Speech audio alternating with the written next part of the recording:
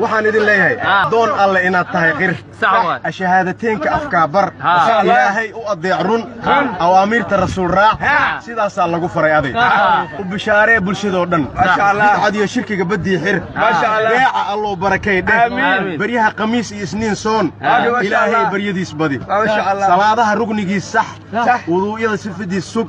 rukuucyada ku sugnow in sujuudyada sanka dhukadhig sunooyinka ha ka tegin wad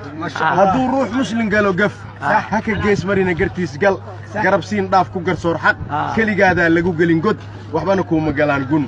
ku tarbiyey ubadka 7 jir kan tacliin diidka naftii tun tajwiidkii diinta tafsiir bar waxa tawfiiq aan lahayn tuf yaa la taagnaan tubtii xun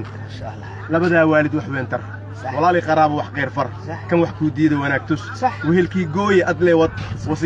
wasiyada rasuulka wataaraac dadkiina maqanow ummadda walaalihiina duruufta hayso soo afuriya ma sha Allah